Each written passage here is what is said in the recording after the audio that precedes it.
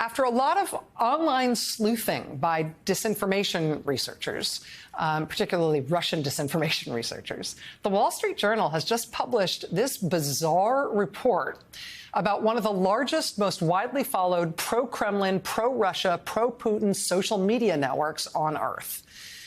First of all, the amazing thing that they report is that this network apparently is controlled by an American woman who is reportedly pretending to be Russian. She is pretending to have been born in eastern Ukraine. She was not born in eastern Ukraine. She was born in New Jersey.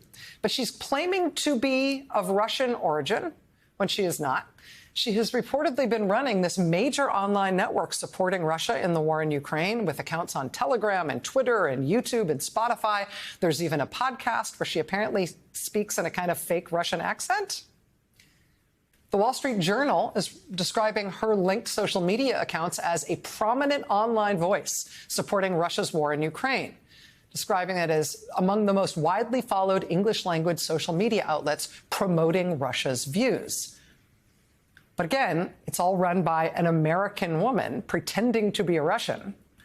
And what the Wall Street Journal is reporting now is amazing on a few different levels. You know the classified documents that were allegedly posted online on that gaming server, that Discord gaming server by that 21-year-old Massachusetts Air National Guardsman who's now been arrested? Part of the mystery around that story has not just been how did a kid who looks like he's 11 years old get access to documents that secret. Another part of the sort of logistical mystery of it has been the timing of it all, because this young man allegedly posted all these documents, classified documents. He posted them online starting in December and January, but they didn't come to public attention until much later, until this month.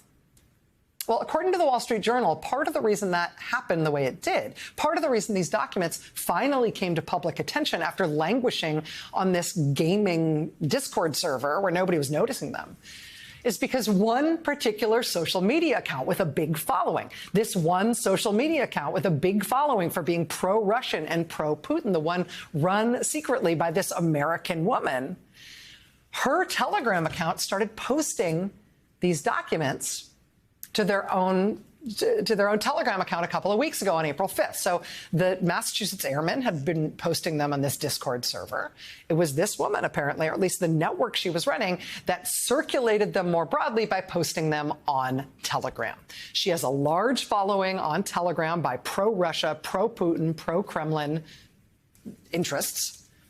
Big Russian accounts started picking up these documents only after she posted them to Telegram, started circulating them more widely, and then that's when the Pentagon finally noticed them and started investigating. In other words, the documents were basically unnoticed, sitting there on obscure gaming server chat rooms. They didn't get noticed at all until this big pro-Putin social media account put them into circulation. There's a bunch of things that are very interesting about this. I mean, one, this pro-Putin social media network, which played this key role, apparently, in circulating these classified documents, the woman who reportedly runs that network is not only American, even though she claims to be Russian, but until November, according to the Wall Street Journal, she was in the United States Navy, stationed at Whidbey Island.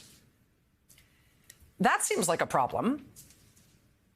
Another point here, perhaps a bigger problem here, is that there is a Fox News Channel problem associated with this.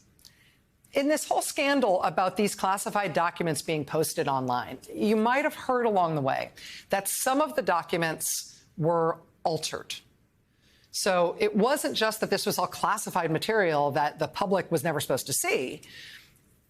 Part of the issue here was that some of these documents were altered from what they originally said. Well, according to the Wall Street Journal, the changed documents, the doctored documents, are the ones that were posted online by this woman, or by the network that she was running, this pro-Putin, pro-Russia social media network, which put these things into wider circulation.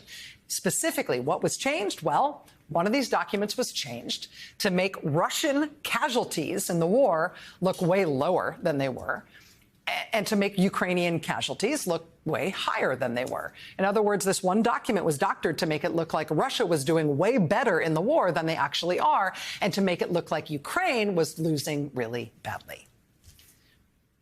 Another way to put it is the way that put it when they discussed it on Fox News. The second thing we learned from these slides is that despite direct U.S. involvement, Ukraine is in fact losing the war.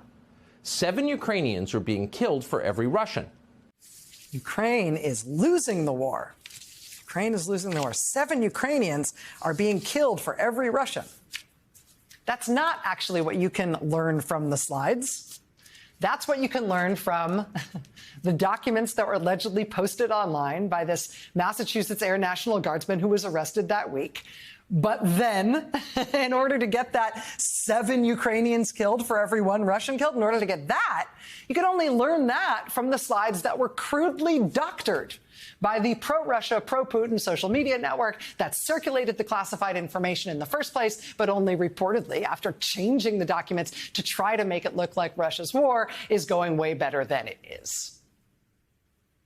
So how did these documents get into circulation? This weird pro-Russia social media network affiliated with somebody who just got out of the U.S. Navy, that is the network that also circulated the fake documents that were altered crudely to make it look like Russia is definitely winning the war and Ukraine is definitely losing. And that's the document that Fox News highlighted on their network last Thursday night.